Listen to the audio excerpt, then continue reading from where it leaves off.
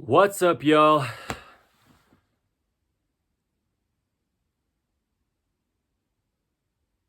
How long would you wait if I just didn't say any words? If you're an audio only, you just like, this guy's just not gonna talk past that point.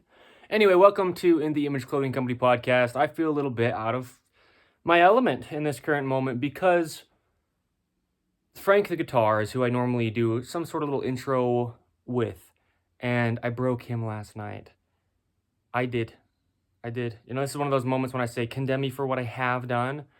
All the anger issues that I got and whatever. It's actually on film. It wasn't intentionally filmed, but I was just filming me play, and then I started doing adjustments to him, and I learned some things. We'll talk about a little bit of that within this episode, but this is our place to discuss the gospel of Jesus Christ, the truth of all things, if you will, and if you won't too, because I always say, don't believe me. Truth is just what it is. It's apart from all of us. It manifests itself to you.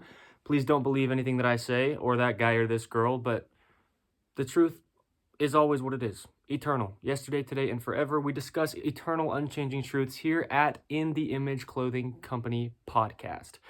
My name is Evan Strong. I am the founder of In the Image Clothing Company. There's three sides to us as a whole. I'll do a little rundown of what we are as a company, community, familial place that we are. And then we'll talk about clothing. This is like how the intros go. If this is maybe your first time, right? First like 5 minutes, maybe a little bit more. We talk about what we do, and we do a lot of things, and I like to do more and say less, but then we have the podcast here where I speak quite a lot, so check it out. The three sides of us are this side here. As I mentioned, gospel topics are discussed, but really the gospel of Jesus Christ is the truth of all things. So if we're just talking about things that are real and talking about things as they are within our sinful by natures, if you will, right? We're human beings. We're going to always mess up. That's why we have to rely on our perfect God. That's what the whole plan is about, is, hey, I'm going to send you guys here, our God says to us, his children, right? Spirit, sons and daughters of our living God, Jesus Christ, come to this earth. And he's like, you guys are going to mess up. You guys are going to need help. That's great. Call on me, right?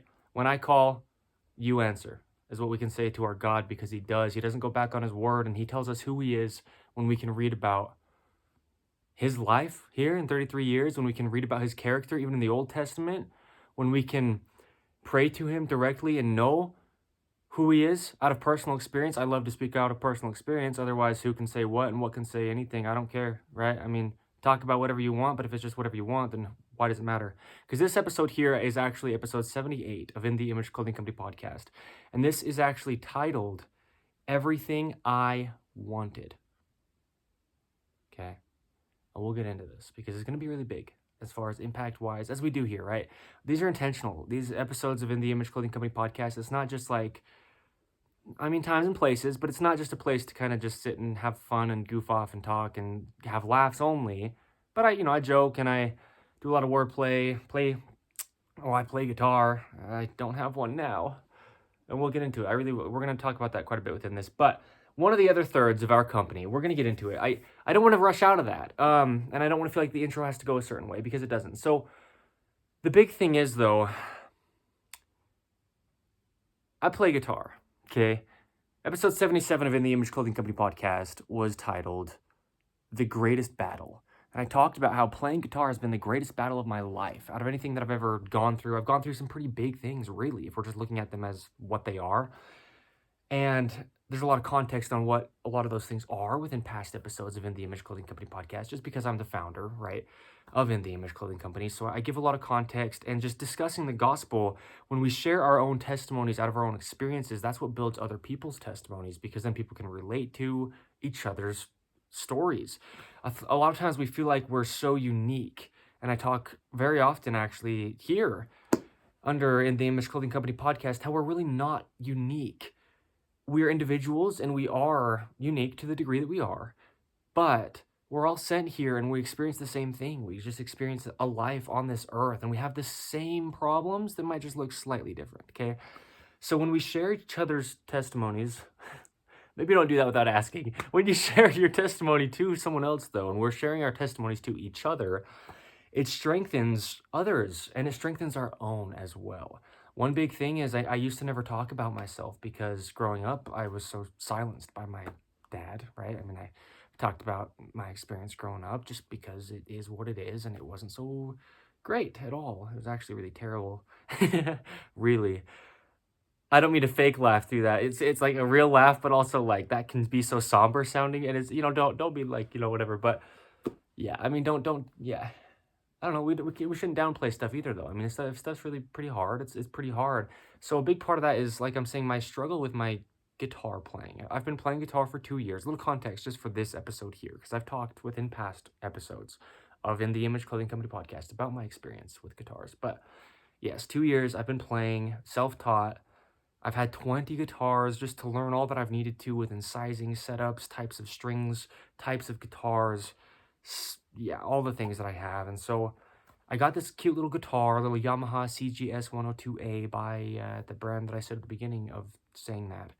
Anyway, I put a custom radius into it, and in a lot of ways it was really good, but last night I realized what I was not seeing, what I was overlooking this whole time, having it for 3 months as my only guitar at this point. And I broke it last night, and, I mean, call me whatever, anger and management issues, whatever, call up the pound and throw me in there, you know what I'm saying, whatever. But there's a lot of reasons to it, and there's a lot of battle that I've had. But yes, so another third of our company, though, is in the Image Clothing Company Music because of the reasons that I've battled with guitar. My whole battle, as I've discussed within the past episode, hasn't been playing guitar. I'm really good at playing guitar just because I'm supposed to.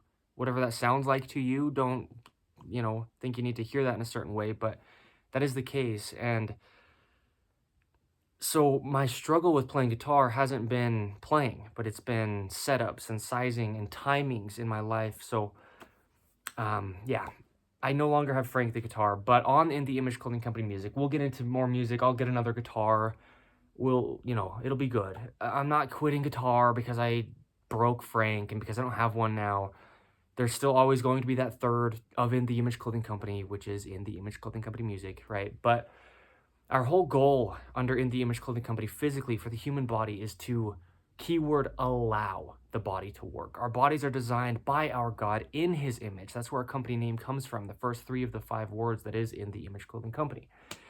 So our bodies need to be allowed to just do what they're going to do. And so when it comes to playing guitar, you actually have to be very, very, very, very particular, as we do with everything in our lives, because it's a man-made thing and our bodies are not. So to mesh our bodies with anything that we do, we have to really understand our bodies to the degrees that we do in our own personal cases. And ideally, we understand them pretty well. It's the only thing we actually have in this entire life, no matter how long your lifespan is. Yeah, let me show this. If you're in audio only, that's fine. But In the Image Clothing Company podcast is available in both video plus audio, and then just audio only.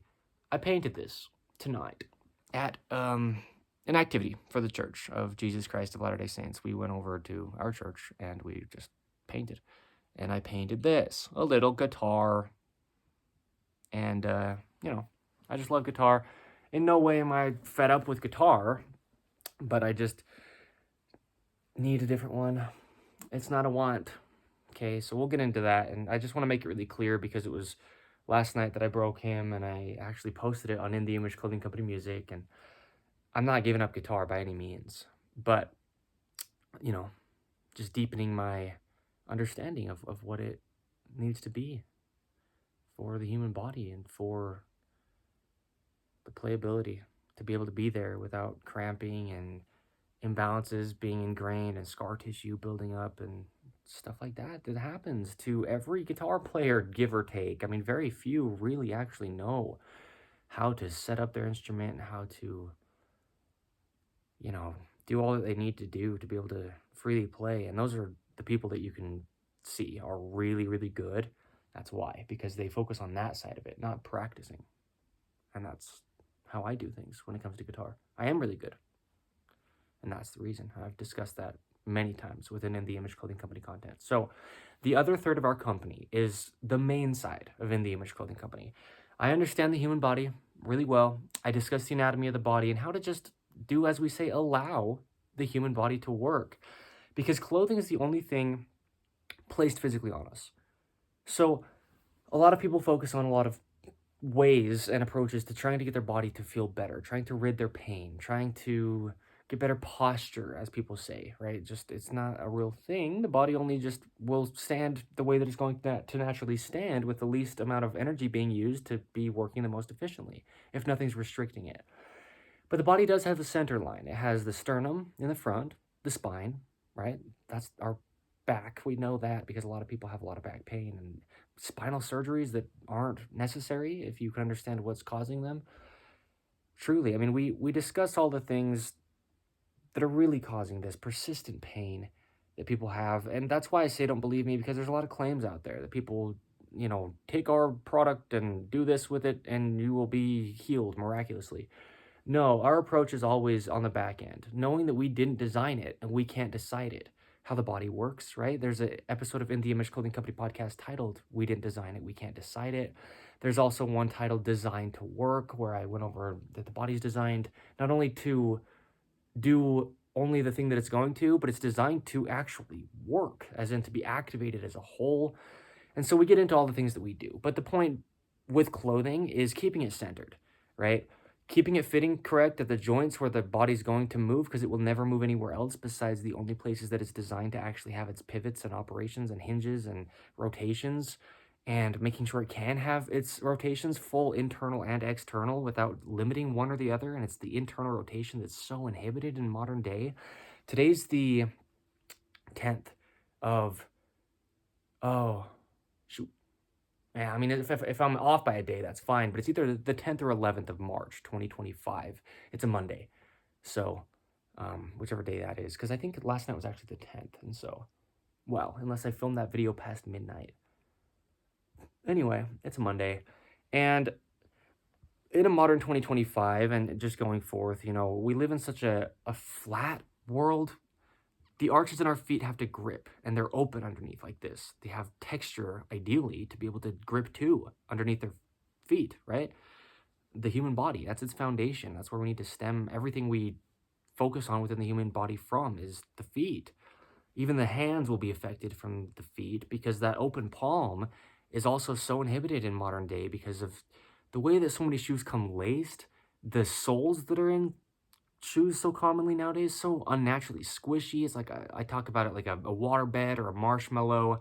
You try to stabilize on one of those things and your whole body is like sweating and overly working because your feet can't do their job on something so unnaturally squishy. And so we just talk about all the things that we do within the human body, but hydration, how to really stay hydrated and what it means. And yeah, that's a big, huge misunderstood thing in modern day as well. We talk about materials within clothing, though, and having no stretch. Ideally, there's an episode of In the Image Clothing Company podcast titled No Give, and I went into multiple ways of approaching that, but the body needs to be able to predict what the clothing that's placed on it is going to do, or else no matter where in the body, kind of like the marshmallowy shoe soles, the muscles are just going to be overly working to try to work within something so unpredictable if it's stretchy at all. So we talk about sitting, how to do it naturally, right? Chair heights are unnatural. You're pressing weight into the hamstrings, which are the rear muscles of that upper leg, those really big muscles. And anytime there's anything within the body that's not working correct, something else and many things within the body have to compensate, because it only works as a whole. The core has to always be activated, just because it would always be unless it was restricted. It's just a part of the body, and that's what it's designed to do. And the hamstrings play into the core so much, and the arches in the feet so much from the hamstrings. And so we talk about how to just do things natural, because there's no opinion. There's no say to have on how our bodies work. They only do what they do when we've been given them. It's a gift. We didn't make it for ourselves. We didn't sculpt this thing and decide that it's going to be doing all these positions of movement that we're doing in modern day that it just doesn't do. And so people are in such physical pain, and that's why I say don't believe me. We don't have some kind of miracle reinventing the wheel type of fix. We just really show how our God designed the body that we've been given.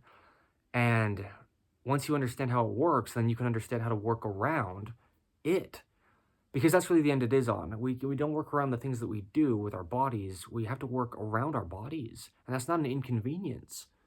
because I say it like that because I understand it might sound like it is. For some people, they're like, well, I don't want to have to work around my body. It should just be able to do anything that I could come in contact with in 2025 or going forth, right? But no, the world that we live in, as far as the man-made things and these structured seating heights and tables and flooring that's got little to no texture to it for our feet to work on and activate, and grip internal with those arches, we just have to work around our bodies because they're always going to be what they are, and everything within the world changes. The earth is what it is, right? There's a separation between the earth and the man-made world, and I talked about that.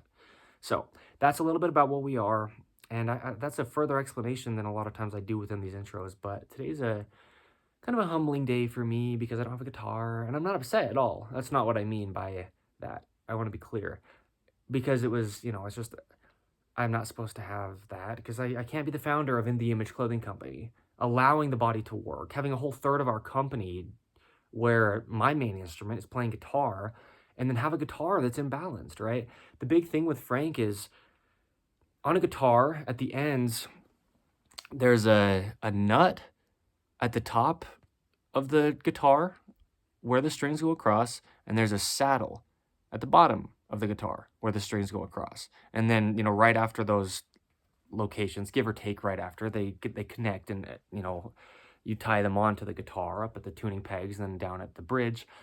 But at those ends, there's spacing of where the strings are going to go through. And on Frank, the nut slots up at the top end where my left hand's playing, right?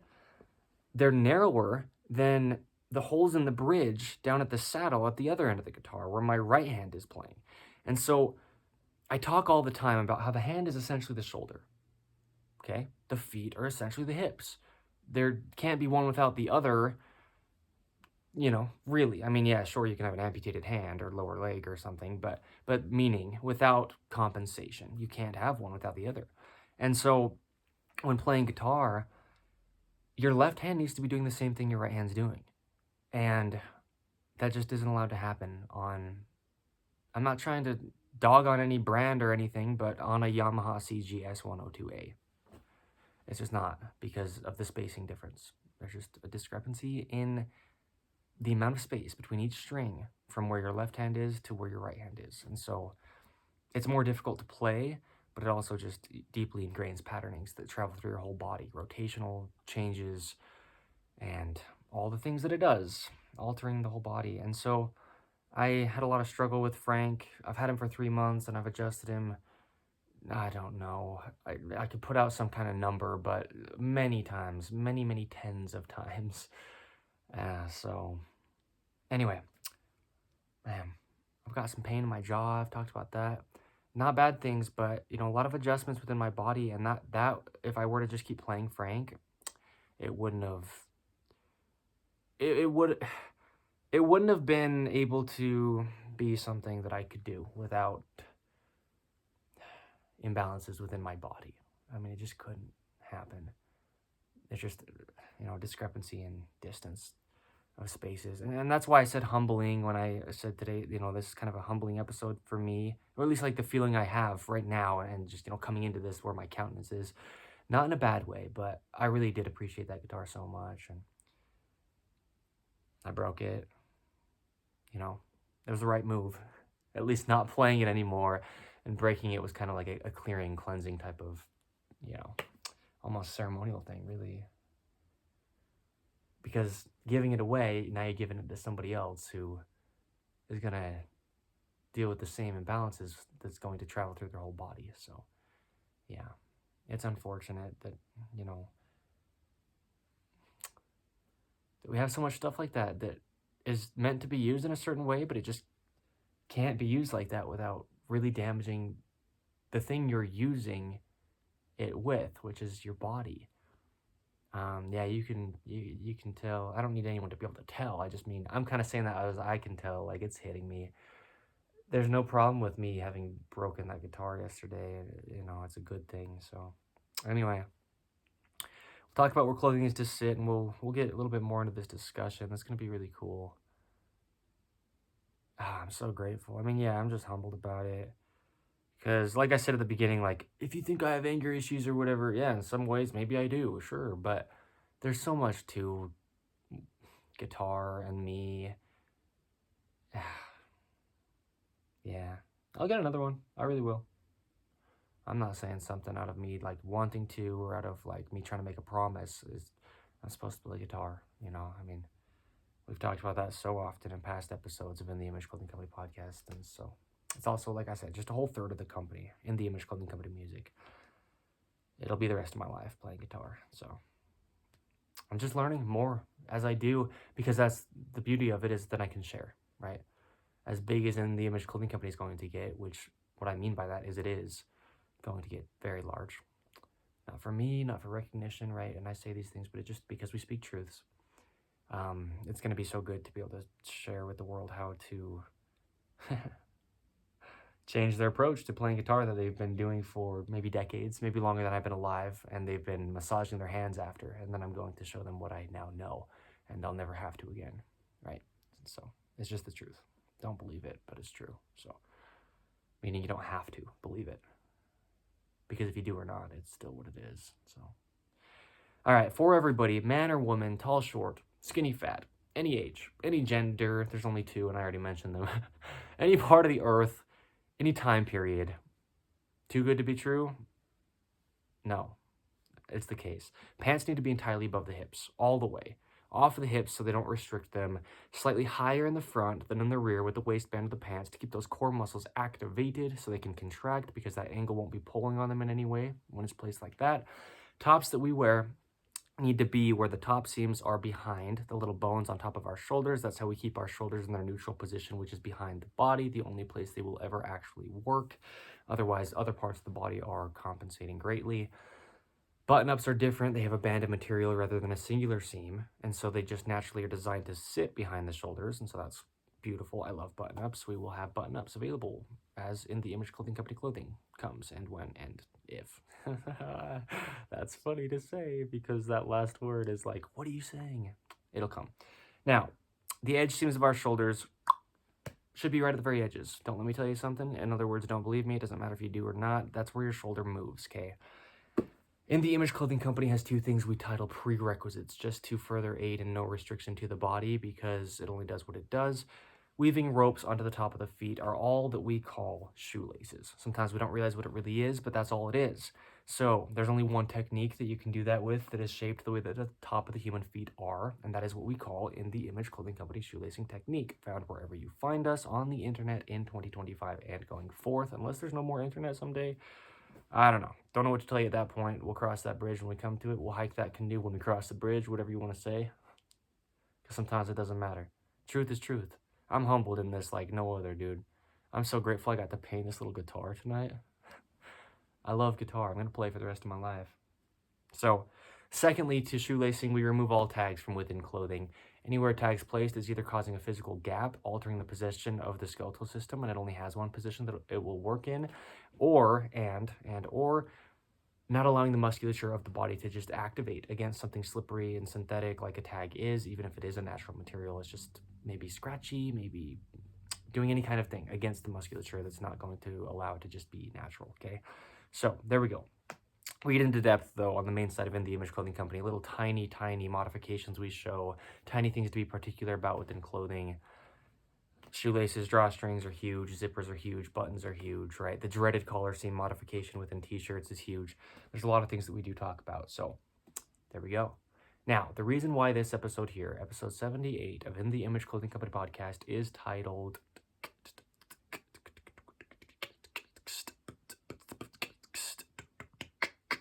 Whatever I Want. I actually had to think about it, so I was like, I will just do a little intermission with a beatbox while I think about it. Is because it's not titled Whatever I Want, but there's actually an episode of In the Image Clothing Company podcast titled Whatever I Want. This is titled Everything I Wanted. And that's kind of cool. It's kind of like full circle on the other end of that episode, you know? Kind of. But, I mean, not really, but, you know, as far as the wording. But it's beautiful because, no, I mean, yeah, it is. I think a lot of people think they can get whatever they want, right? But then, yeah, we'll talk about it like that starting out. Because let's say you do, and you got everything you ever wanted. Now what? Right? What has changed? What has bettered in you or in your life because you got everything that you wanted? Are you better off now? Are you a different person now? Are you... What? What really happens when we get everything that we wanted? Because there's a lot of times in my life where I did get everything I wanted. And when I did, I realized it wasn't what I need. And that's humbling, man. And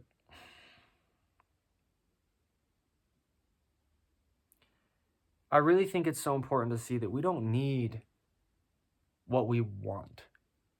We need what we need. There's a lot of stuff that we talk about along the lines of minimalism and simplicity and being intentional of the little things. You know, we live in a world of big, showy, flashy, new, reinventing the square and calling it an octagon and then fighting over whose is better, right?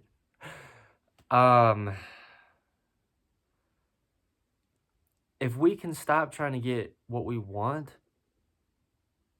then we'll realize that a lot of times all those things that we did want in the past that we maybe we're working toward or we're hoping would come or whatever, if we don't get them, we're better off. Because we get what we need and we'll have what we need. And there's like this deep-rooted conviction of a need versus a want. But it's kind of like a subtlety. It's something that, yeah, darn. This is like a slow-paced episode, dude, because this is a real thing. You know, I mean, one time I bought a Taylor guitar.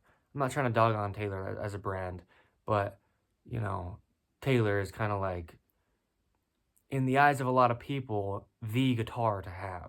It's a pretty pricey guitar compared to a lot of guitars. And it was like a $1,500 guitar, new $1,500 guitar. I bought it for about $650 used. But when I got it, it was kind of like this thing within me, like, man, I got a Taylor. They've got nice cases, and in a lot of ways they're built well, and, you know, they do a lot of sustainability type stuff, you know, with where they get their woods and how they approach their builds of their guitar. And they sound, how they sound, they kind of have like a signature Taylor sound, you know. But I remember I bought that Taylor guitar, and I was playing guitar with my cousin a lot of the time, and when I showed it to him, I'm like, dude, I bought a Taylor, dude. And I was getting a little bit like egoic about it. But like, I didn't even feel authentically out of my own doings like it was some kind of thing, but it was like coming out that way because of what I had seen around me. You know, I mean, you see, you know, people in the industries of guitars, they talk about Taylors. It's like, man, this guy got a Taylor. And I was that guy in this case, you know, that got a Taylor. And it wasn't that great. Again, I'm not dogging on the brand, but I mean, it wasn't like, you know, the hype. As in, it didn't live up to it in a way that's like so much better than something else just because of what it was, or just because if I wanted it to be so great or whatever, right? Because a lot of times what makes things so seemingly great is because we think that they are, you know? Like a girl who we think is so hot, rather than like somebody who's just a great mother figure who has a lot to offer, right? A guy who's got all the muscles, rather than like a real family man who's ready to be a father, right? If we look at life and think about what do we really want, and man, if I get it, you know, then if we get everything that we wanted in whatever avenue it is, a lot of times we kind of look at it like, shoot, man, yeah, you know, we get a little humbled, man. We get a little bit like put in our place, and that's good. It needs to happen. I mean, I think one of the biggest gifts we can be given by our God as human beings is being humbled, right? I put the hard D on the end of there so you hear it as an event. There's certain events in our lives that humble us. Doesn't mean that we become a humble person, but it's a humbling experience that we go through, something that gives us perspective and helps us see things as they are. As I talk about, ideally, we always just see everything as it is because that's all there is the truth. But like what I'm saying is we can have wants over needs. We can have opinions over truth, right? Same type of thing. Wants can change and wants don't really matter truly. I mean, for myself or anybody else, even if it's hard for myself or anybody else to hear, it's the truth. Same thing, right? Opinions don't really matter. Truth does. And even if that's hard for myself or anybody else to hear, it goes for myself or anybody else as well. We're all equal human beings. And so, yeah, sometimes we get a little bit caught up on our wants and we think we want this and that and those and the other ones too because they match and whatever, right? And so, yeah, so we're sitting there and all of a sudden we're acquiring so many things and we've got it all. At least everything up until this point that we wanted. And, well, then we start to look for something else, right? Then you start to look for, well, then what can fulfill me? Because I got this and it was great for about however long it lasted until you feel like there might be something else now that could be great, however long that thing lasts, you know? And so when we talk about the gospel of Jesus Christ, when we talk about it being the truth of all things, this is the whole thing. When I talk about having lasting eternal joy and not seeking happiness, because happiness is fleeting and joy is eternal, right? Joy is something that we can have. We can be joyful within our suffering and within the things that we don't want to have to experience. We can be filled with joy knowing what the real purpose of all this is. When we look around at our lives and we're like, wow, that was really hard. And the next thing you know, wow, this is really fun. And the next thing you know, shoot, this is sad. And, you know, you're going through all these emotions. You're going through all these things. But you can have joy within things that seem like maybe, you know, if you're looking at it in a way of you're trying to understand what it is but don't quite realize what's going on, there's a lot of emotions that seem opposites to what joy could be. But you can be joyful within a lot of things. All of them. Is that a little bold to say? I'm a little bit of a bold person. It's the truth, though. And that's what a lot of people seek. You know, I talk about how, you know, the only place you're ever going to find true fulfillment is within the gospel of Jesus Christ. And it's the truth. And I'm not trying to dog on human beings when I'm saying other religions just don't have the fullness of the truth, right? Because they don't. You know, oof. But they don't. But that's what a lot of people are seeking, is to be able to have joy within everything, right? Not have to have things be conditional. Not have to be able to get everything they wanted to feel joyful. And what happens is once you get everything you wanted, at least in that time of your life, because it happens, right? We go through phases and seasons, and sometimes we think, you know, all that we're ever going to want in this life is, and then we get it. And then now again, right, you're seeking something different and something else. Yeah, there's no end point. Death is the end point. You know, you're never going to like get the position that you've been trying to work for the promotion to, and think that now, you know what, like once you get that, actually be content or something. Anything that you could ever say is whatever you wanted. If and when you actually got it, you're gonna seek something else. And so, lasting eternal joy that comes within the gospel of Jesus Christ can be there leading up to getting what you thought was everything you wanted. It can be there once you've gotten it, and then it can be there once it got stripped from you, because everything does. Right? I mentioned within this episode here of In the Image Clothing Company podcast, and I've talked about this under In the Image Clothing Company content, the human body is the only thing we're actually promised in this life. The cars that you purchase, you might keep them for your whole life, but you might not. Willingly or unwillingly, something might happen to them. The houses, the girlfriend, the wife, the husband, the boyfriend, the kids. I mean, we're getting real with this, but people die. Your dog who you love so much. Anything. The ability to walk. Right? Everything, anything, all things, your favorite restaurant. Whatever you think you've been given, you know, this little medallion or whatever from your great-great-great-grandma and it means everything to you. It maybe fell out of the boat when you went fishing with your friends, and you might never see it again. And so whatever it is, whether you started this life with it or whether it's something you hope that one day you'll get, if you get everything you wanted, you'll realize you were seeking the wrong thing. And it might not come for a while. It might not come until that last few hours of life when you're realizing that it's going to be. And you're laying there knowing you've only got the amount of time that you have, give or take, right? That they've told you is what I mean, right? And now you're like, shoot, you're looking back on all the things that you could and don't need to label as regrets. And it's like, man, everything I ever wanted came into my life. But now my life itself is going to be gone here in a few hours. And then what? Then where are you going? Right? Well, we know where we're going as far as disciples of Jesus Christ. And everybody can be a disciple of Jesus Christ. There's no exclusions, no matter what your past has looked like, no matter where you are right now. And sometimes we're just seeing things wrong because we see that guy, for those women out there, and he seems so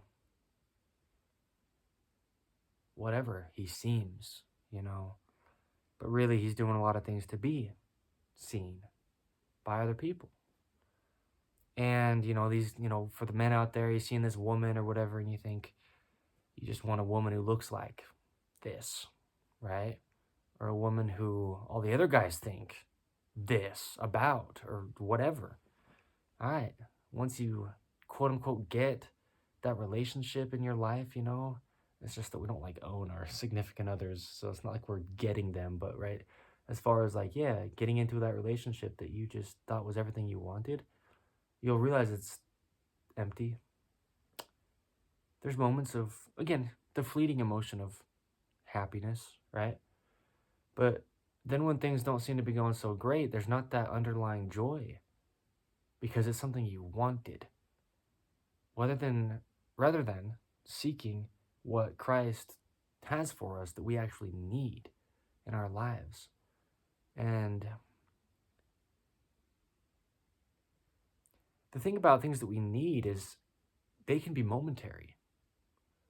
There's certain things that I've needed in my life, like all the guitars that I've had, but I've only needed them for the time that I had them. But things that we want, a lot of times what happens is we don't want to let them go. You'll never get enough of what's not for you. That's something that I've heard. That's something that people have said to me. And it's the case. I mean, right? The things that we go to, that we're seeking, that we think we want to satisfy us or to fulfill us for a moment, however long that moment lasts, we'll want them again. And it's not bad to want something again, or you know what I mean by getting something again that was good, right? Maybe leave the word want out of that. But the thing with the truth of all things is you can have enough of it. When you feel the Spirit of God, it fills you. Fills your cup till it runneth over. And you have enough, and you're full, you're fulfilled, you're whole. But when there's all these things that pop up that we could just want to have, we'll get it, and then we'll feel like we need it again. And again. And again. And each time we do, there's some fulfillment that comes. There is. That's why we do it again. Because of remembering what happened last time and the fulfillment that we did feel to the degree that it was there. Because it was, to a degree. But you'll never get enough of it. Because it'll fill you up like 99% of the way. And that last 1%, getting to 100 or full, is lacking. And you feel like, well, last time it filled me pretty well. This time if I get it again, it might fill me all the way to the top. And it doesn't. But you're hopeful. You're wanting. You're wishing. Right? These things that we talk about are things we don't need to be doing, but it's the human condition. We all will be that way to the degrees and in times, right? That we are. the thing with the Spirit of our living God, Jesus Christ is the truth of all things. When we talk about the gospel of Jesus Christ, it's not something apart from him. The word gospel just means good news. The good news meaning the information, the understandings, the personal connection and relationship that we can have with Jesus Christ. That's the same way you could word the gospel of Jesus Christ. It's all about him. It's not about the temple. It's about Jesus Christ, right? And there's many episodes where I talk about things like that, and I say that phrase, it's not about that. I'm talking about all these things, and then it always comes back to just who and what it really is about, and that's our God, Jesus Christ himself. And he is not confined to four walls, and he's not only if you're this kind of man or this kind of woman, and he's not only once you reach this age, and he's not only after you've done this many things, and any amount of hypothetical later, he's still just who he is, and he never changes. The truth of all things. Okay. Now, we don't have to worship our God anywhere specific. In spirit and in truth is what it says, right? Because the Spirit is the truth, and so anywhere that we can feel his Spirit, there he is. And anytime we're talking about truth, as I mentioned toward the start of this episode of In the Image Clothing Company podcast, the truth of all things, if we're just talking about anything that's real and true and unchanging, that is God himself. So we worship Jesus Christ in spirit and in truth. And when we feel the Spirit of our living God, we don't feel like we're lacking anything. We feel like we have enough because he is enough. Always.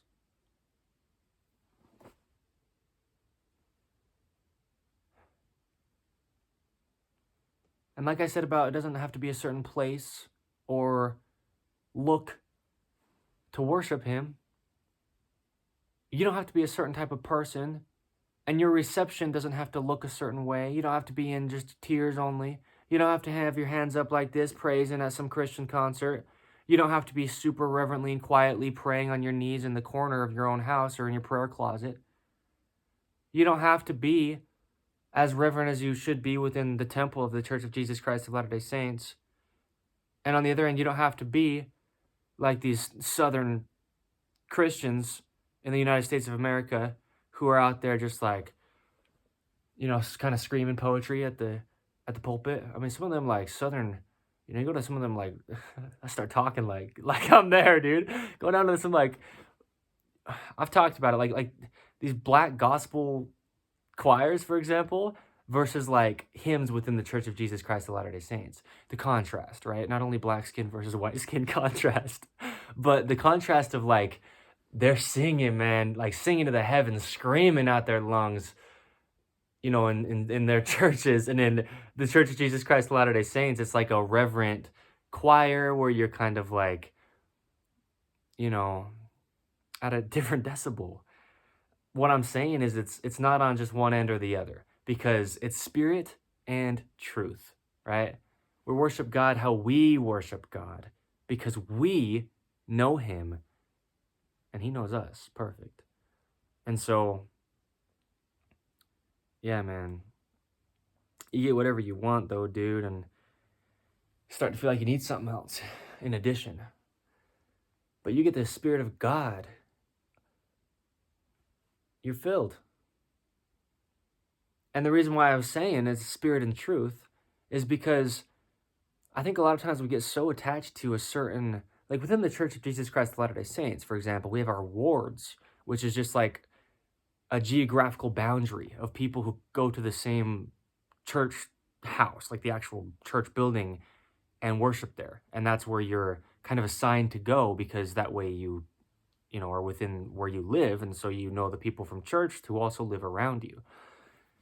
And you can create really deep connections that way and a really strong bond within the church of that specific ward. And, within other Christian churches, other denominations of Christianity, in different denominations, like I was saying about, the black gospel choirs, versus, I don't know so much about like, at this current moment, like labeling names of denominations of Christian churches with how they look, right? Because I've seen different ones and I've seen people's different approaches and stuff, but I don't really know how to. It's kind of like putting a face with a name, you know. Like I know 10 people, but maybe only 3 of their names. Like there's all these denomination of Christian churches, and like I can see the separation of like, not that they're separate. Anyone who's worshiping Jesus Christ is worshiping Jesus Christ to the best of how they know how to do that in their own personal situation, and to the degree of their own personal conviction of what the fullness of the truth really is. And I'm not trying to pit anybody against anything, but let me preface this by saying all are welcome. The Church of Jesus Christ of Latter-day Saints is the fullness of the gospel of Jesus Christ. I always say, right, don't believe me, you don't have to, but it's the place to be. But the big thing about this is sometimes you feel like you've gotten everything that you wanted in a church.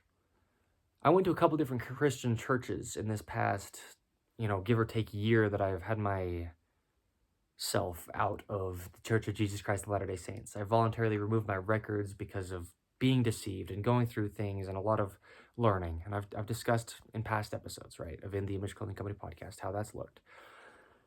I went to a couple other Christian churches and I thought they were great. And one of them in particular, I thought that this was like my church. I was like, oh yeah, I found it, And kind of like that feeling of this is everything that I've been wanting in a church. And it felt so right. And what happens is we never can get enough of what's not for us, because I just felt like I needed to do all that I can to make sure that nothing were to change now that I found that new church that I was going to for a couple months. And it was almost like a scramble, and like I was just trying so hard to get there and make sure that I could. But the thing about you'll never get enough of what's not for you is you'll always have enough of exactly what you need. Right? What's not for us are those wants that we can choose to have. And what is for us is the needs that we don't choose, but we can kind of settle into and realize are the things that are actually important. Eternal things, lasting things. Guitar, forever and strong. Yeah? Humbling, man, to me. I was just looking at this little painting I painted tonight, right before I said what I just did about guitar, yeah, right? But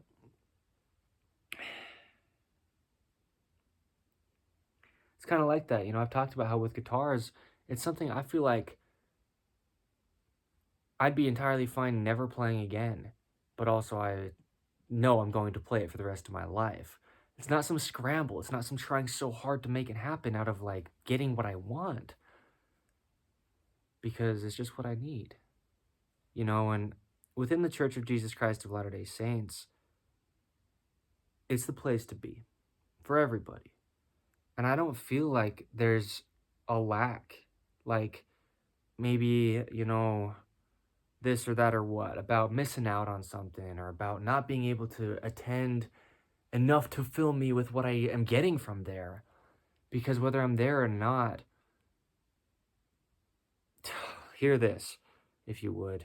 Like I'm almost asking you to hear me out for this part. I mean, that's not something I really say, but I want you to for all that this is. And if you're listening, you just already are. But this part is the big thing to say. With anything, I mean, any episode of In the Image Clothing Company podcast, anything we could ever choose to do in this life, whatever. When I read the Book of Mormon for the first time in my life, I was 24. Except I was 25. I think I was 25 years old. Either way, it was the summer of 2024. My birthday's in July, and I'm now 2025, and it's March 2025. So do all that calculating of what I just said if you want to figure out what, I don't know. But I just kind of want to make it, something you can relate to, because it's not like you have to be understanding of what the Church of Jesus Christ of Latter-day Saints is at birth to be able to be all that you need to be within the church and playing your role of what that looks like for you. Because I was 24, 25 years old when I first read the Book of Mormon. And I had been a member my whole entire life up until 24 years old when I voluntarily removed my records after getting deceived, right? I mean, context. Because I'm coming back, and I am back, and I've been attending as if I am a baptized member. And that's the only thing that's different within my approach of the Church of Jesus Christ of Latter-day Saints in this current time, is that I haven't actually been baptized again into the church, but I'm attending everything, and I'm doing everything that I would be to the degree that I can without being a member. And which I think I'm getting baptized on Saturday. No promises out of like me, right? Because I'm not in charge, but I'm doing all that I can to make it be the case. That's the plan, actually. Yeah. So, right. That's what, 6 days from now? 5 days from now? Yeah. So, I'll definitely talk about it. If we have episodes of the Image Clothing Company podcast after the fact, yeah, we'll talk about it. It's going to be awesome. Just to be baptized whenever it does happen, or if it does, or anything, or the opportunity to even be able to, or have it be a possibility. And that's kind of where I'm going with this. When I read the Book of Mormon for the first time, fully, all the way through, from cover to cover, and no shame in listening to it audibly, because that's mostly what I did through this time, the experience I'm talking about. What it did is gave me this like understanding of it wouldn't even matter if I ever could be rebaptized or accepted back into the church again, the Church of Jesus Christ of Latter-day Saints, the fullness of the gospel, the restored priesthood. I mean, the actual truth and all that it is. It just is, man. I'll defend that with my life till the day I die, even though at one point I was publicly denouncing it.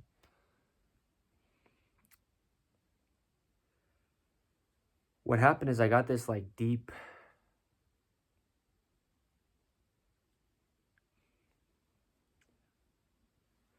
It's like it didn't matter if I ever could do anything again within the Church of Jesus Christ of Latter-day Saints, or if I could ever even read the Book of Mormon again after I had finished it all the way through. But it just, all that mattered was what was inside me, knowing what I knew at that point. And Joseph Smith, he's the one who, actually translated the Book of Mormon, and it was only a few hundred years ago from this date. His testimony of what the Book of Mormon is just, yeah, amazing. And I get it to the degree that I get it, because I was thinking about stuff like, what if I had nothing ever again? Well, just knowing that this book, and this is what I was like caught up on in a way that didn't matter that I was caught up on it. It just doesn't make sense. What does it mean for a book to be true? But that's what I was kind of like saying, battling with, but not in a bad battle kind of way, but just in a way like, this is just dumbfounding, because this is all that I need. Knowing that this book is true. What does that even mean? Because I know Christ is true. I know Christ is who he is and who he says he is, right, is what I was saying in this time. But now I'm looking at this book. I had a hardcover of this Book of Mormon because I actually filmed a video, and I was sitting on these bleachers over at this baseball field near where I live currently. This was at this time, though, last year, 2024, when I first read it all the way through. And I filmed a video, and I was like looking at this book, and I was looking at the camera. I'm like, what does it even mean for a book to be true? I don't know. And I'm like bawling, crying, convicted as can be, full as you could ever get, fulfilled till I was overflowing, truly. That's it, dude. Because I was saying a book was true. And what does that even mean? For a book to be true? Because I was reading the Bible at the time, and I'm like, yeah, the Bible is the word of God, but it's because it's our God's word. But then what is this book? This little blue book we call the Book of Mormon, and it's like a whole separate thing. It's a whole deeper understanding. It's a whole deeper rooted conviction. It's a whole deeper and fuller power. You feel the Spirit of God within other Christian churches, but you step within the Church of Jesus Christ of Latter-day Saints and start to open yourself up to it as it is, and you have a different kind of fullness that you're filled with. And so, everything I ever wanted, that's what I was thinking when I started feeling like I was my own person all of a sudden, because I was going to this new Christian church. And I'm not trying to bash that church. It's a great church. I mean it still, and I always will, because anybody, like I'm saying, anybody who's trying to get closer to Jesus Christ is trying to get closer to Jesus Christ. But I found myself talking to other Christians within that church about how wrong the Church of Jesus Christ of Latter-day Saints was in this time. That's what I was doing, voluntarily, out of my doings. And now, I read the Book of Mormon fully after going to that church. And then now here I am back within the fullness of the Church of Jesus Christ of Latter-day Saints. Because I thought I got everything I ever wanted. Growing up, I just wanted to be my own person. I wanted to be able to do whatever I thought was the thing that I needed to do without people saying something about it. And what happened is everybody who was around me that was saying something about it was just trying to get me to come back to the Church of Jesus Christ of Latter-day Saints without being pushy. Right? You'll never get enough of what's not for you. I had this cute little, I called it cute so often. My cousin, who I was hanging out with so much at the time, he's like, dude, stop calling this truck cute. I'm like, it's cute, dude. But I've talked about it a little bit in past In the Image Clothing Company podcast episodes, but I had a little two-door Ford Ranger 1993 base trim. It was an XL manual transmission, no power steering, right? Cute little white truck. I put white wall tires on it. It had little white trailer wheels with little red and blue stripes around them. And I bought this black shell to go on the rear. It looked like an Oreo. It was really cool. I took off the sway bar on the rear, and that thing actually handled really well. It was kind of like a pre-runner, like a little off-road, like desert race truck, just without doing anything to it. It was a really cool little truck. That was a truck that I was driving at the time after, after all the things leading up to that, because there's a lot of, stuff vehicle-wise that happened, and then I got that cute little truck, and that's what I was driving up to this new church that I was going to for a while, and I was scrounging for, dude, talk about real. I was stealing money, dude. I was stealing coins out of my. If they see this, that's why I'm saying this. I replenish the money afterward, like a month or 2 or 3 months after or something. But I was stealing coins out of like my grandparents' piggy bank. I got my hands up for those of you listening in audio only, and you can hear how I'm like talking slow and being real about it. I'm not someone who steals, dude, but who's to say what? You can claim you're not someone who sins, but we're sinful by nature. You get in a desperate place, and that's why I'm saying this right now. That's why I'm saying this within this episode, because you'll never get enough of what's not for you. And I was doing everything I could possibly think of doing to be able to get to this Christian church. The only reason I was stealing money, I replenished it. I want to make that clear. You don't gotta believe nothing, but I did after the fact of taking it. but I was taking coins and going to the gas station and putting in like a gallon of gas, like $3.50 maybe, $4 of gas, probably $4 for a gallon of gas. Putting a gallon, maybe 2 gallons of gas. Probably put about 2 gallons each time, give or take, but just what I could to get up to this Christian church, because I thought I was supposed to be there, but I didn't have enough money to go. And I have at least 3, 4 churches of the Church of Jesus Christ of Latter-day Saints within walking distance. At the time, at least within months of that time period, I was going on 12-mile walks a day. These churches I'm talking about right now, the Church of Jesus Christ of Latter-day Saints, they're within walking distance, like 2 or 3 miles from here. If we're talking about in a 12-mile radius, because I was walking, 6 miles, right? Because that way it'd be 12 miles there and back. You're talking, 8, 9 churches in my current location where I am right now. It's Utah, United States of America, Utah County, right? This is like the central place of the Church of Jesus Christ of Latter-day Saints for the whole globe. And so I could have walked and not had to steal money to drive to a different church, but I just thought I wanted to be at this specific Christian church, and you'll never get enough of what's not for you, right? I got everything I wanted, I thought, right? I found the church that was for me because they were so much more accepting of being sinful, because there's actually a lot expected of disciples of Jesus Christ. And I talk about this, but it's on the end of, it's the paradoxical gospel of Jesus Christ. It's always on the back end, almost always. It really is, though, just about always on the back end.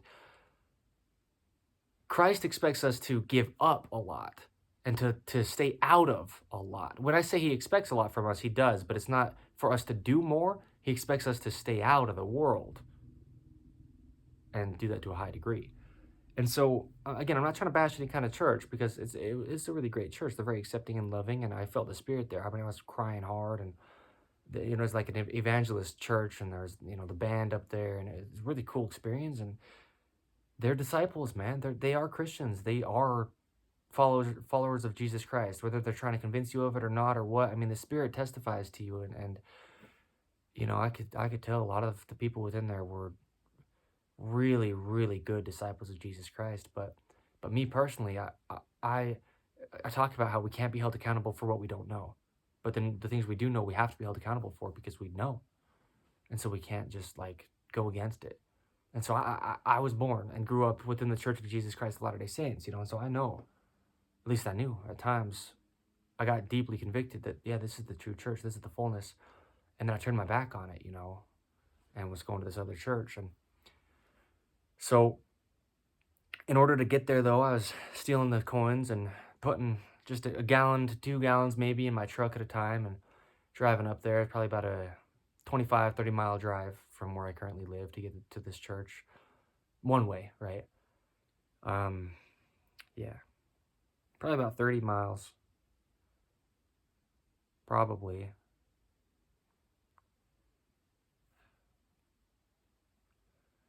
So yeah, dude, I'm stealing money and putting coins in the gas tank.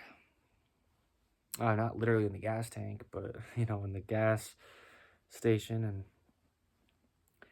you just never get enough of what's not for you, because I didn't have enough money to be driving to this church without stealing it. And I didn't have...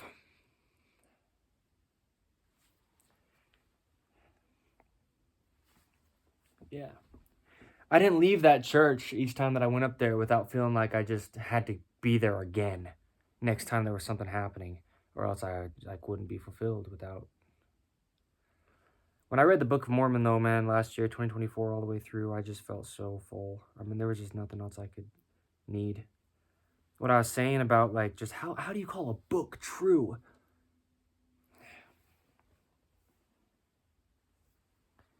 I was, thinking, man, if I never get accepted back into being rebaptized, or even coming back and being a part in any way of the Church of Jesus Christ of Latter-day Saints, at least I know that the Book of Mormon is true. And that's all that I would have needed. If I was locked up somewhere, that's all I would have needed.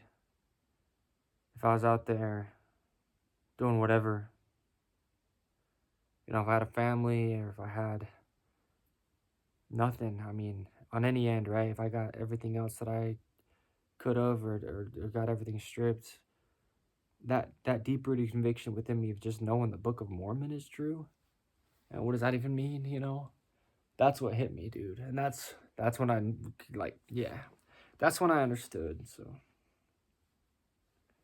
I mean, you can get whatever you want, and it's like how I talk about,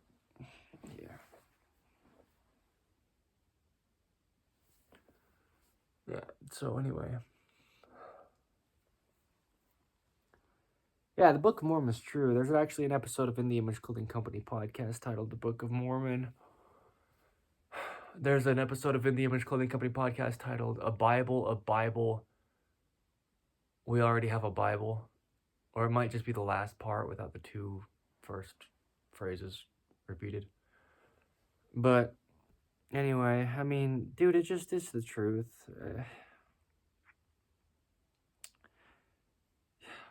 You'll never get enough of what's not for you, so you get everything you ever want, and you'll just feel like you need something else.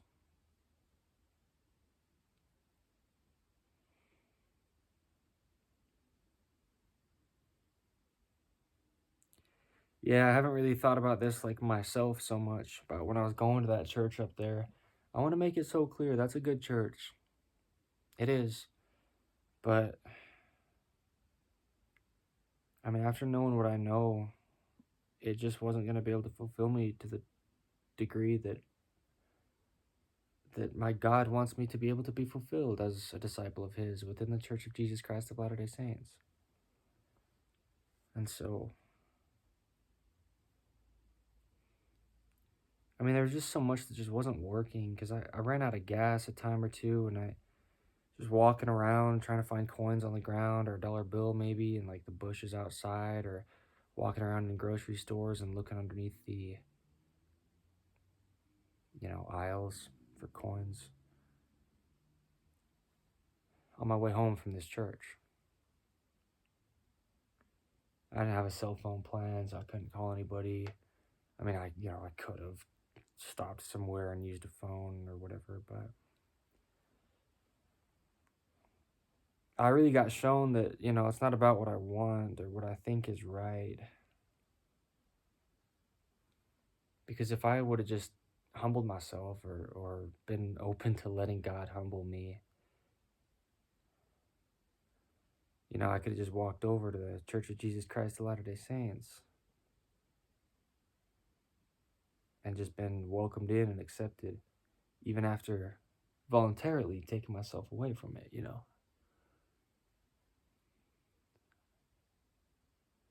But instead I was trying to drive about, 40 miles or whatever it was to go to a church that I wasn't supposed to be at personally.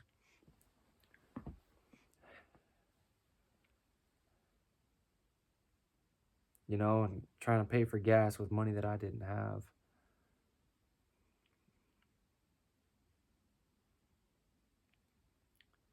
Yeah, things in my life just weren't working at that time.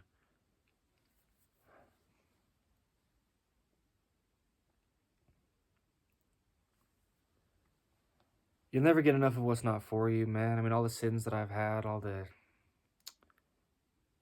struggle that I've had with certain things that you could label as addiction. It's the same thing. Each time it's like, it kind of fulfills you in ways, and it does. Even things that are pretty bad for you, they still fulfill you in ways. But you'll never get enough of what's not for you, man. And so, you can keep saying how much you want it, or you're craving it, or you think whatever about it, but once you get it, you know.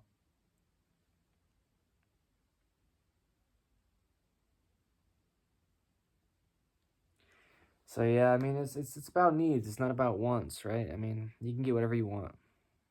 I can get whatever I want. I mentioned how it's,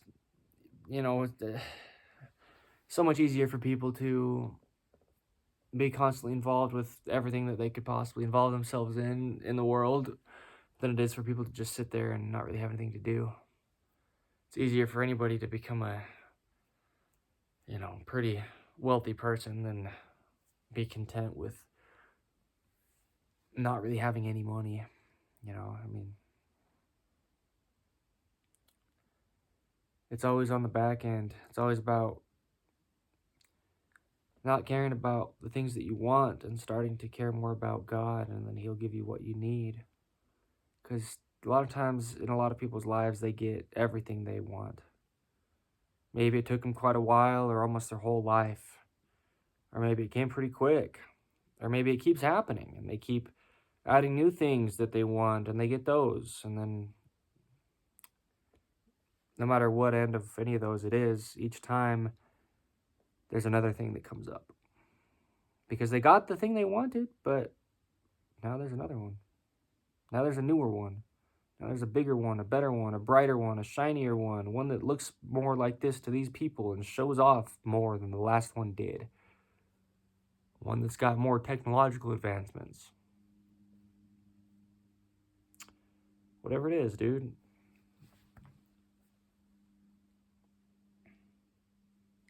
Yeah, you get everything you ever wanted.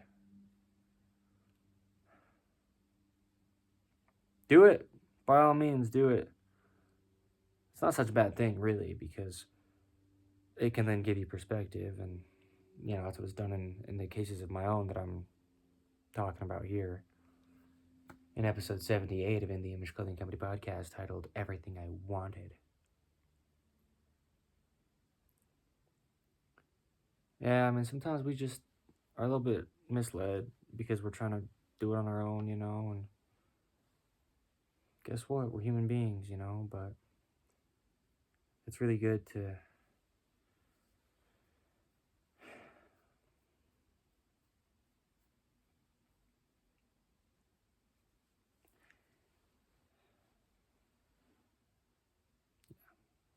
I think it's actually good to get whatever you wanted, right? I mean, get everything you wanted in whatever way that means, I mean, not in every sense of your whole life until you die, but in a lot of ways and a lot of times your life, or just maybe one time, but as many times or when or if it takes for you to realize that even if you did or even if you do, I mean, it's on the latter end. It really is of did, as far as like past tense. That's why it's titled Everything I Wanted. Because I mean, you can think you can get whatever you want, but it's always once you got it. Now, you can either start to turn and point your focus towards Jesus Christ, or you can scramble. Try to find some more coins to fill your gas tank to get you to a church that's out of the way. Because it's not where you're supposed to be. Because it's what you want, but everything that you need is readily available. And it may not look like what you thought you wanted,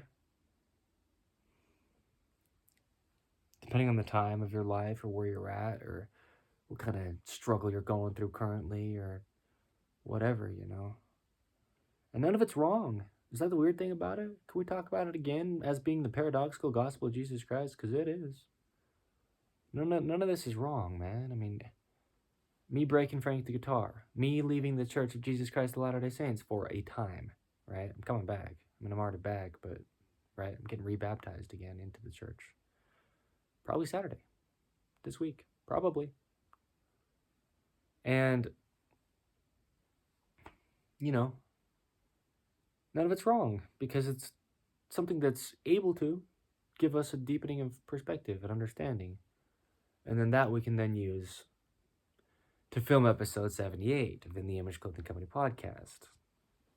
Because I got whatever I wanted in a lot of these experiences, and it didn't end up being what I needed, and so it never felt like enough because it wasn't for me. But our God is for us. And I talk about it, he's for everybody. For the black person, for the white person, for the Asian. A lot of Asian stuff going on nowadays. Just, I don't know, people thinking that people are so against Asians all of a sudden.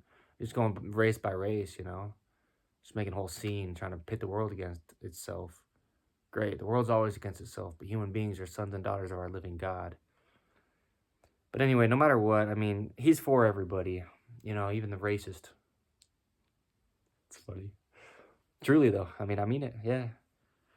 All that he asks is that we turn to him. I mean, all that he asks is that we can try to humble ourselves before him and try to put ourselves aside and put him first. He just asks us to try, with every intent of our try being him at the, bullseye of that target of our arrow of trying where we're pointing, So, yeah, truly, I mean, that's it, so...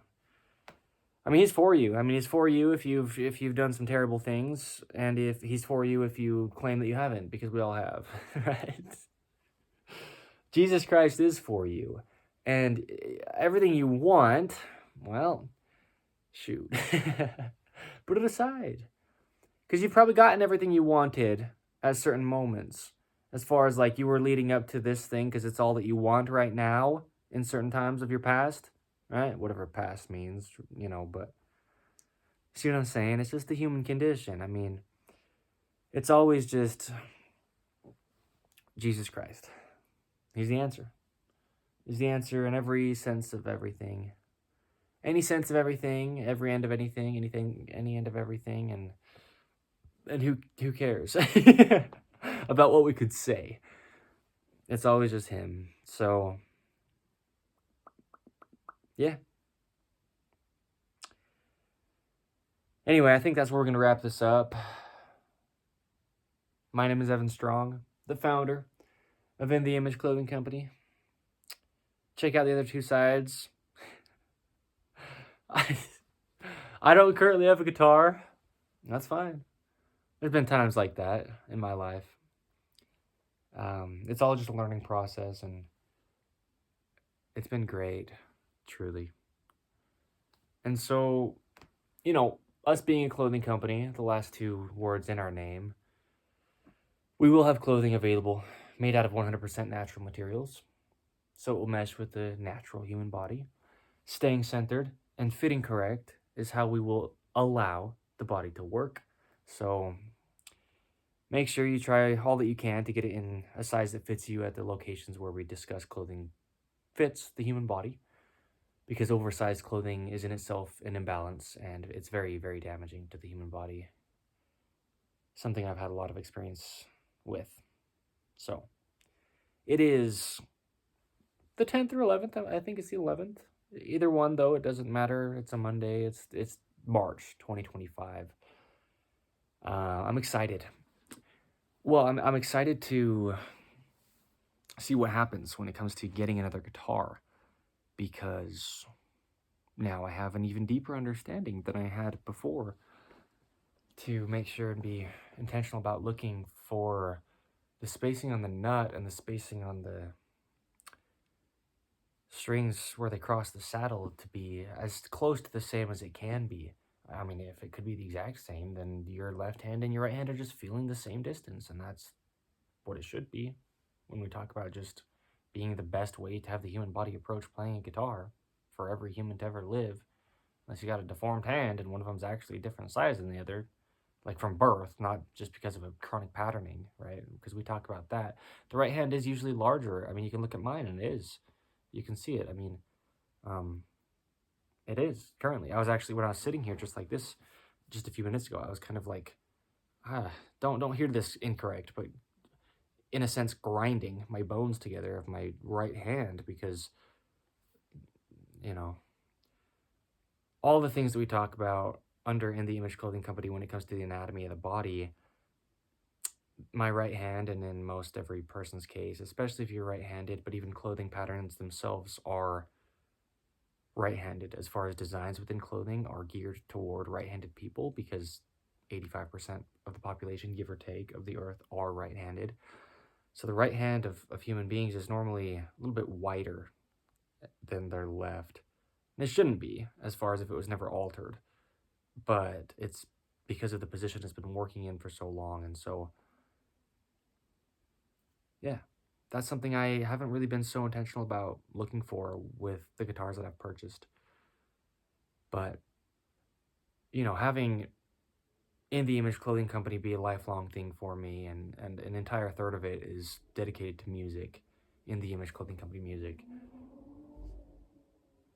All the depth of understanding that I can get that is deepening my understanding of guitar, specifically in this case, right, is good because of what we are here and what I'll be able to help other people with. So, yeah, you know, breaking a guitar isn't a bad thing, you know. Sometimes you see some guitarists, dude, up on a stage breaking guitar just for the show of it, you know. I mean, it just happens. When you look at it for what it is, I mean, it's just an instrument. It's a gift to be able to have, but it's just what it is at the same time, you know. So, yeah. Anyway, shout out to Zero Shoes, XERO, the brand. No affiliation as of today's date or up until, but, you know, they're great. I've got my Canvas Denver shoes on by Zero Shoes right now. I've been wearing the Denver leathers just about every day for the past couple months. Put these on, and I went and played basketball in them tonight, where I painted this little guitar painting on the wood floor, right, in the gym at church. And there's no insoles in them.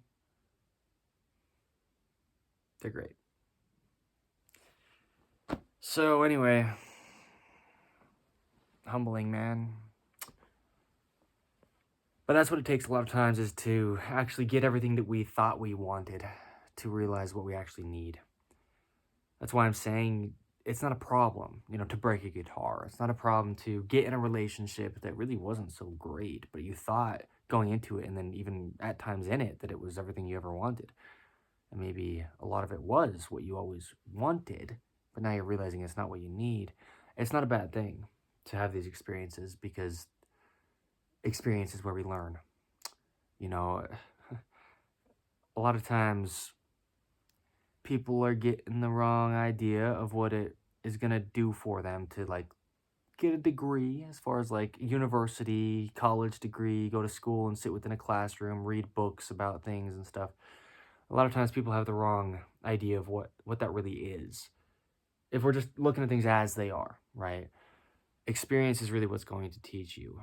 And a lot of times there's negative experiences, at least what we could label as that, out of our own doings, but they're really not quote unquote negative experiences, because whatever we thought we wanted our experiences to be, you know, we learn from everything, right? And so I love how this episode is past tense.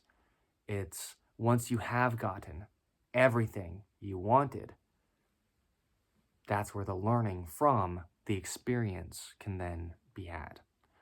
So just the paradox. It's always, I mean, I say that word, but that's the thing that, I mean, it's a bold thing to say. And, you know, I don't want to be making some kind of blanket statement of saying always, but each time I say it, I feel like I shouldn't be covering it and saying just about always. And so, I mean, within the gospel of Jesus Christ, it's pretty much always on the back end. It's a really, you know, backward life we live as disciples of Jesus Christ. And so a lot of it is also looking back on what has happened, and so then we can learn from it, right? So anyway, yeah, I'm excited. I mean, I'm more excited today about playing guitar than I was when I had Frank yesterday, you know?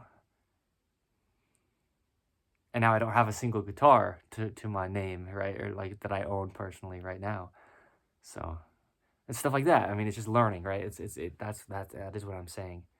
Is it's the past tense. It's after the fact of whatever the thing is, then we learn from it. So sometimes it's really good to get everything we ever wanted, so that we realize we don't need it.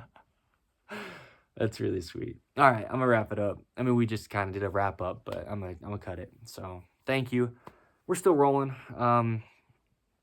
Yeah, we're still rolling. I'm excited for guitars to come. Just, you know, whatever Evan Strong and guitars means going forth, you know, it's gonna be really just, it's gonna be what it is. So I'm excited. I'm grateful too as well. I mean, I just want to express my gratitude for God. I mean, as like as generic as that could be, like publicly saying that. I mean, obviously through prayer and stuff. Yeah, we you know, pray for everything, and we look at everything with gratitude and thanksgiving, you know, is what we're commanded to do. And so, you know, just being generically grateful through prayer, that's one thing, but just like, you know, I feel like it sounds kind of vague through the podcast here, but I felt right about just saying it like that. And the big thing is because after thinking I had everything I wanted, you know, having this church that now I was a part of because I like chose it, you know, that Christian church I was going to, what I was meaning within the gratitude just for Christ bringing me back to the fullness, you know, and just being able to come back, because I'm still sinful in ways, you know, I'm still doing things I shouldn't be doing. Always will. Ooh, what am I doing there? Am I like, you know, cursing myself? I think some people get a little bit nervous about saying stuff like that, you know, like they're almost saying that they'll never, or they're trying to say they'll never sin again. No, or I'm always going to sin. You know, probably getting continuously more righteous, hopefully. I mean, if we're hoping for things, you know, I don't hope for things, but see what I mean? Like, we're just what we are, human beings, but now, you know, I do have that contrast of getting what I thought that I wanted and being wrong, you know, so now we're back. In whatever way that means, you know, because things don't always look the same as they once did. And sometimes they're better, even if it feels like maybe it's, you know, not what we thought it was going to like progress into, you know, because we're thinking like within all the hypotheticals that I said within here or could have chosen. We could talk about anything about getting everything we thought we wanted within like a certain specific thing, and then it getting stripped from us and having that stripping be a good thing because then we realize what we really need. Now, if we get the things that we need afterward and we're coming in it in a better approach and authentically and surrendered and letting our God place things rather than trying to get things that we do want, we might start to feel like, shoot, at times I really thought that this was looking better and now it doesn't seem like it's quite laid out the way that I thought it was going to be the best. But again, it is that being open-ended to just being humbled through things like, again, humbled through the experiences of breaking the guitars, and it's stuff like that, right? Because Frank the guitar wasn't like everything I ever wanted in a guitar. That's not, but I just mean, regardless of what does get stripped, things get taken from us. And that's a lot of times the best thing that could have ever happened. So, anyway. Yeah, I don't want to cut it premature. I was saying I was going to wrap it up, but I've done that, in past In the Image Clothing Company podcast episodes and then talked for like another hour. And if that's the case, then we'll do that.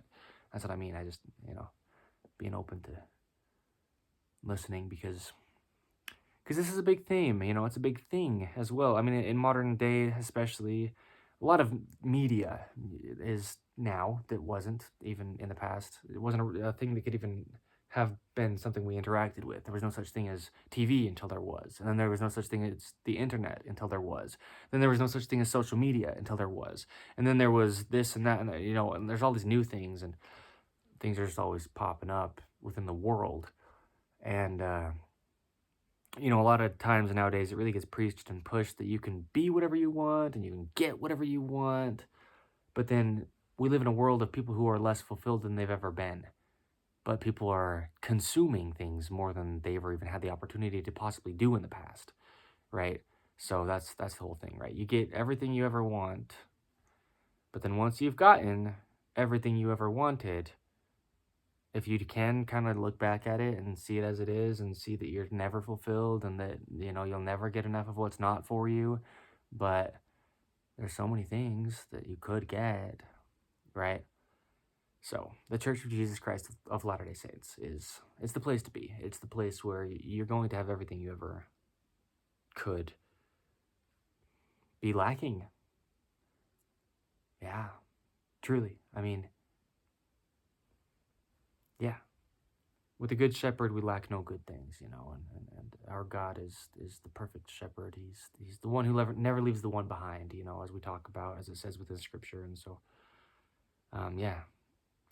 Even if you come from other religions, though, as well, right? I mean, you've been Muslim or Buddhist or, I don't know, we can get into whatever. I mean, you can talk about any religion from any part of the globe, any time period or whatever. You've been doing some things that are pretty terrible, I mean, you got to be willing to change your ways, but there's nobody that's excluded from the Church of Jesus Christ of Latter-day Saints. There's not. So, it's the place you're never going to be lacking if you're within. And like I was saying about how all I ever needed was to know within my own soul that the Book of Mormon was true, even if I never got the chance to go back to attending church again, or, if I got locked up somewhere. I mean, there's always this thought in my mind about being locked up. I think a lot of it was growing up. My dad actually, locked me in. He put me under, a laundry basket a lot of the time, just kind of hold me there. Put me in blankets and, tie me down in ways like that. And I always felt so locked up. I just get locked in my room, get locked out of stuff often. I mean, this is just what happened. When I say I had a hard life and I talk about it, but then I kind of brush over it, I'll get into the things that I get into. We'll talk about it because I have.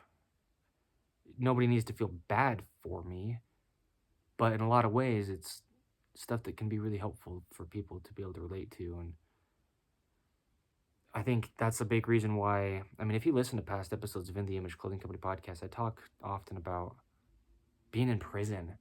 And I've talked about how we are captives to our own selves, right? I mean, we're our own biggest enemy the natural man is the enemy of the son or daughter of God, but it's within us, right? Both of those things are who we are, but we need to put off the natural man. As I say, sinful by nature, yes, but we need to put that off and become like God and turn to him and humble ourselves before him.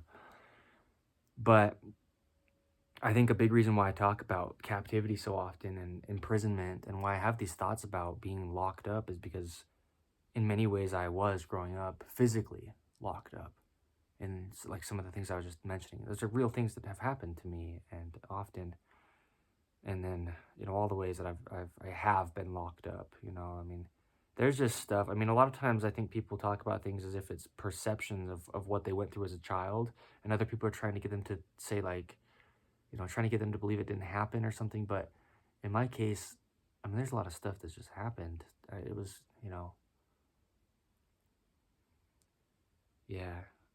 But there is an episode of In the Image Clothing Company podcast titled Freedom. And, I talked about that. So we're not really actually seeking freedom. That's similar to, I mean, we'll talk about that for a second at least, because if everything you ever wanted was to be free, well, if you get entirely free, you almost miss, in a way, regulations and rules and things. Really, I mean, even if it's in a way that you're not quite understanding at that time, I mean, we're meant to be governed by our God, but, he also commands us to follow the laws that are put in place in the area of the earth that we live on, right? So, I mean, but I get it, and when I talk about, like, because I've talked about, like, slavery, within the United States of America, like, black people being enslaved, and I've talked about it in ways that people probably don't like so much because I kind of downplay it. But it's because we're slaves in the ways that we are, and we don't need to be caught up on stuff, we need to be looking to Christ and not at our problems, So just meaning in all the ways that people were enslaved, in any time period, and they were like actually like used to do work for other people and beaten and whipped and stuff, pretty much treated like animals. A lot of that happens within people's own households, and it just doesn't really get talked about, and people don't know the extent of it. But it's stuff that just will happen always. It's something that's never going to go away. There's an episode of In the Image Clothing Company podcast titled A Perfect World, and I talked about that. It's just what it is. I mean, it's just the world. We're here to overcome it. We're here to experience it, and we're here to rely on God. And so, anyway, everything you ever wanted, sometimes it actually takes getting that to realize you're not going to be better off with it. But actually, you're probably going to be better off without it. So, I don't really know how I transitioned to talking about, like, being a captive, but that's a big thing, man. Well, I think a big thing with it is growing up, everything I ever wanted was to be able to make my own decisions because I never was allowed to, growing up. But then you get older, and in my case, I started to be able to make my own decisions, and now, most commonly, I'd rather just kind of sit back and let people do whatever, and I'm just like, yeah, cool, if I'm coming along, I'll just come, I mean, I don't want to have to be in charge. And growing up, that's all I ever wanted, is to be able to be in charge.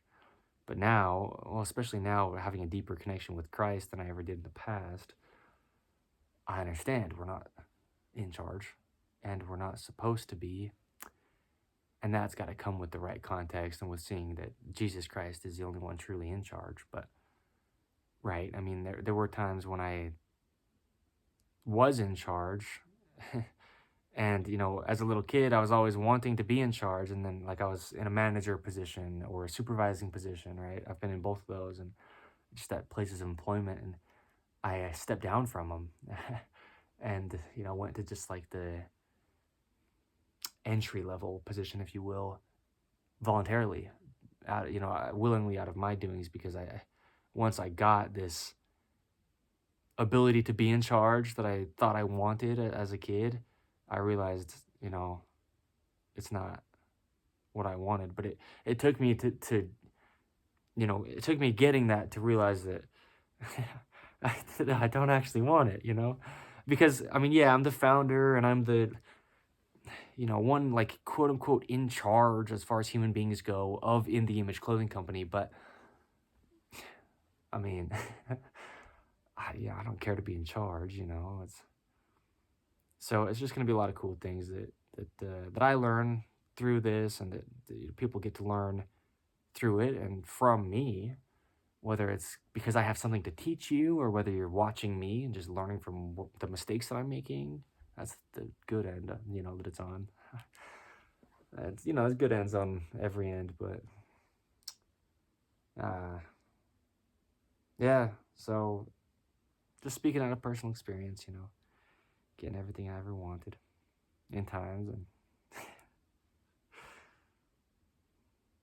yeah, everything I wanted.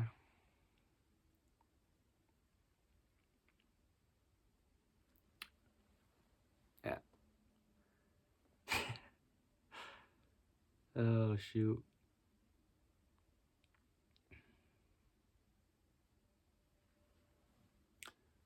I don't know. I almost feel like things have changed a little bit in a good way. And who knows? I mean, I'm always changing. Debatably more than others. I mean, we're all pretty well equal, but we're individuals in the way that we are. You know what I mean? We're all equal for sure, not just pretty well equal, but I just mean like some people don't seem to change as much as others, and I change very, very, very frequently and often and out of nowhere, pretty sporadically. But I kind of feel like there has been a little bit of like a change that is lasting in a way that means like a kind of like a settling that I've gotten into. Not meaning that I'm gonna have just like things look only a certain way from this point forward, but kind of like within me. I mean, in just this past little while in my life, even the past like week, I'm just saying that because I'm saying it. I wouldn't be saying that. I mean, if you know me, it's not something I'm not trying to claim something, right? But so who knows? Seriously, uh, yeah.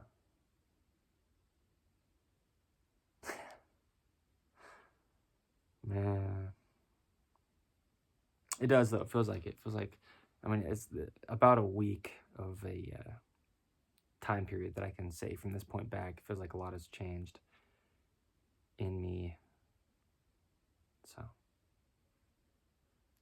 I mean, whatever that means. Keep looking at this cute little painting I made. And, maybe that's a big thing, is just the deepening and understanding that I've had within what it needs to be when it comes to guitars. Maybe that in itself is the change that I've been going through. And so my next guitar might be, pretty well like the right setup, and then, blossom even more than I have been when it comes to playing guitar and what it means for my, life and guitar playing. And it's going to be the rest of my life. So maybe this week really has been a big, like, almost like final clearing in a way, I mean, whatever final means, right? But breaking that guitar might have been a big step. I don't know. Yeah, I don't know. But anyway, man, my jaw's close to popping. It's been popping a lot as things are adjusting. So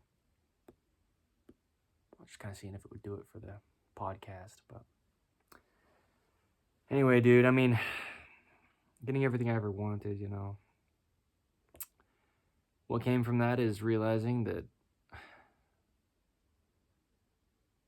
no matter what I ever think I want, dude, it doesn't matter. And if it happens or if it doesn't, it doesn't matter, and it doesn't change anything. It's not like we have like time limits of where we have to either do this or it'll never happen. And like, and within the Church of Jesus Christ of Latter-day Saints, and there's probably all sorts of views on what I'm about to say right here when it comes to listeners of In the Image Clothing Company podcast. And okay, I get it. But we do what's called baptisms for the dead and ordinances for people who have passed. You know, a lot of stuff like that. I never had, getting everything I ever wanted and thinking that trying to make it even more simple than it already is. That's kind of crazy. Being as simple of a person as I am, sometimes I try to simplify stuff to a degree that's like, it's already so simple. Stop trying to make it something it isn't, And, within church yesterday on Sunday, two people got up and gave talks about family history within the Church of Jesus Christ of Latter-day Saints. We also do what's called family history work, similar to how we baptize people who have passed and do ordinances, vicariously for them. Yeah, we do vicarious baptisms for them, as in like putting ourselves in their place.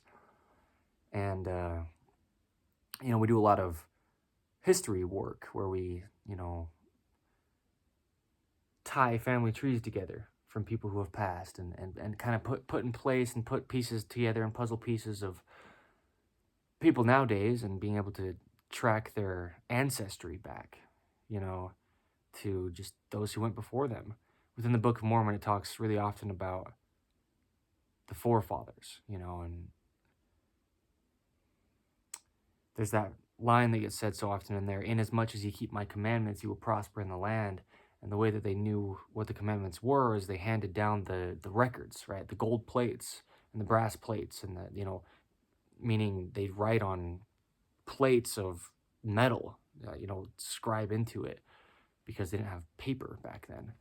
So, kind of like the Egyptians with their tablets. Anybody in history, I guess, just there's no paper back then. And so the point being, a lot of ancestry stuff is actually really important. And I didn't have a testimony of that. That's actually a pretty big thing within the Church of Jesus Christ of Latter-day Saints, is doing work for the dead, and doing work vicariously. And I didn't really have a testimony of that kind of stuff until I got everything I wanted, quote unquote. I mean, but in a sense, yeah, right? And left the church voluntarily. And so then I got perspective. And so yesterday it was hitting me, dude. I was sitting within the sacrament meeting, just our first hour meeting, right, within the Church of Jesus Christ of Latter-day Saints, where we partake of the sacrament, communion, if you call it that, the bread and water. And I was getting convicted big time about family history work. And it's some of these things that just don't seem like they could even matter. It's like, well, what is that? Why would that matter in the grand scheme of things, really? If the point's getting to heaven and the point is getting closer to Christ, and it's not about this life, it's about preparing for eternity, and it's about who we will become in this life to then carry into the next. Yeah, it is about those things, but the whole thing about, like I always say, this life's not about anything. Nothing really matters in this life at all besides getting closer to Christ. If Christ asks us to do something and we do it, then we're getting closer to Christ. And we've been, told to do stuff like family history work. And I say it like that because that's how I've looked at it in the past. Like, really? I mean, kind of seems like something you can be into if you're kind of into like genealogy and history. But like, as far as like, this is going to better my relationship with my God, really? Like, that's kind of how I looked at it. But I mean, yeah, the conviction I felt, that was kind of a different level of conviction than I've felt in that type of way toward anything in quite a while, man, because I was like starting to feel really strongly just how real it is, the importance to do these things, the ordinances that we perform in the Church of Jesus Christ of Latter-day Saints temples and family history work. I'm saying it like that because like I get it if other people are hearing it, and that's that. I'm saying that out of like, that's how I've always looked at it. Like, why is this even important? the whole thing is, it doesn't matter, right? Because again, whatever you want, you can get everything you ever wanted, as far as you can look at life however you thought that it ever, you always wanted it to be. And sure, once you get that view on what you want life to be, once you've gotten that, you'll realize that it's not correct if it's not what our God says. And so that's what I mean, is just, that's when I say that is the case, and that's still the case no matter what other things that we do that could seem like things that are only of this life, this earthly existence that we're in currently, like family history work. It's like, well, once we go to heaven, aren't we going to be resurrected and perfected beings through Jesus Christ? Yes, we are, but that doesn't mean that things that maybe don't seem important to us in this life aren't to God, because if he says they're important, they're important. And that's something that we don't have a say on, and that's something that you don't have to believe some church organization says or doesn't say, but that's something that your conviction within you, sitting within sacrament meeting, me yesterday, for example, you just can't deny it. I was like, wow, okay.